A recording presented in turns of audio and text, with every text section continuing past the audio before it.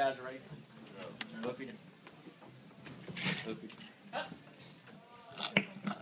Hello. Hope you guys are ready for a few minutes of some good sit-down comedy. So, I also like Facebook. I was on it before I came up here today. Anybody here on Facebook? Yeah. Jeez, cool. I like it, but I don't like what some people do on Facebook. Like, I hate people who like their own statuses. It's so dumb, right? And people do it all the time. And it looks stupid when they do it. If I did it, this is how it would look to my friends on Facebook. It would be, first, my name, James Howley.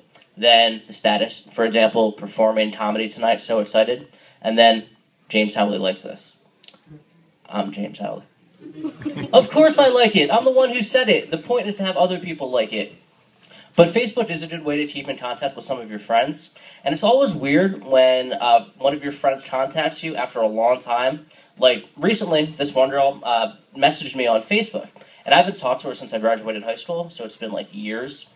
And it was a really awkward conversation. It started off normal at first, like, hey, how you doing? What have you been up to? You know, so on and so forth. And then once the conversation started dying down, I knew she really didn't have anything else to talk about, but she still wanted to talk. So just out of nowhere, she's like, oh, by the way, are you still in that wheelchair? And I was so surprised that she would ask me that. So all I said was yes. And I guess she didn't expect me to say yes. So she replied with, oh, ... sucks to be you. LOL JK. Right? What a bitch, right? And she ended it by saying LOL JK, like that was supposed to make everything okay. LOL JK. Yeah, so you were just kidding, but you were insulting me? Yeah, that's not funny. But Facebook, Facebook's a good way to keep in contact with some of your friends, like I said. And I guess I should expect that, because I don't have some of the smartest friends in the world. Like I told my one friend that I was doing comedy, and he didn't understand what I meant by comedy, so I had to explain it to him, you know, like stand-up comedy. He was like, dude, you can stand up? I told him yes. And he thinks this whole wheelchair thing is a part of my comedy act. And another one of my friends, whenever we see each other, we're extremely racist towards each other for the first, like, 10 seconds that we see each other. Because he's black, I'm Asian. Whenever I see him, I say the most stereotypical black thing I can think of when I see him. And he says the most stereotypical Asian thing he can think of when he sees me. And usually I want to try and give him, like, a stereotypical black name to call him when I see him. But it's difficult to think of something original because his name is Deshaun.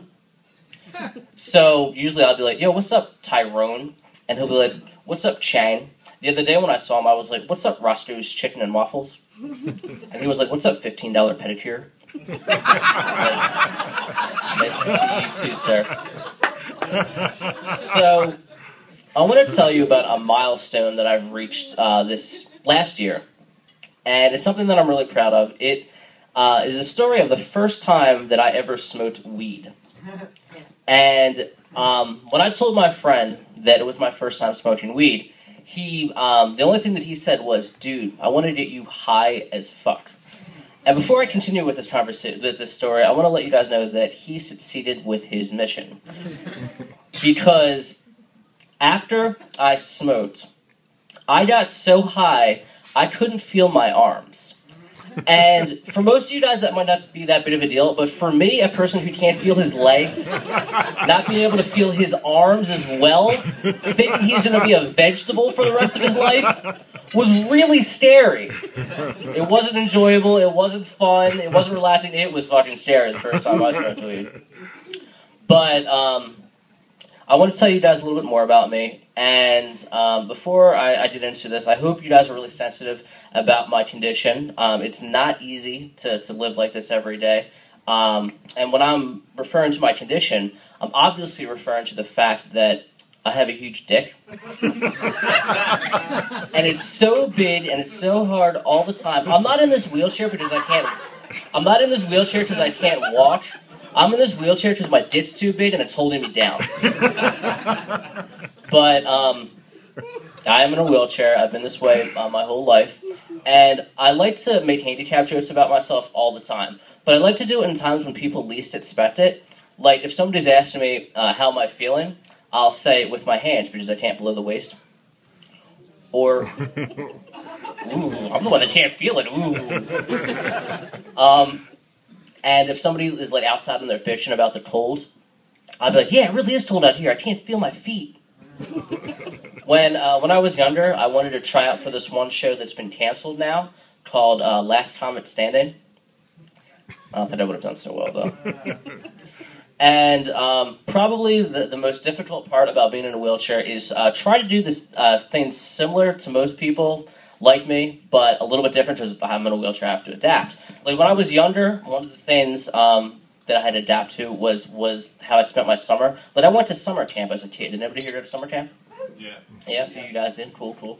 The camp that I went to, I affectionately like to call now as crippled camp because it was a camp for mentally and physically handicapped kids.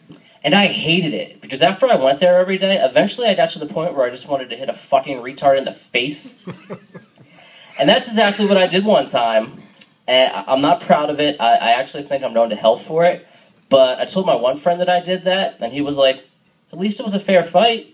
Alright, that's my time then.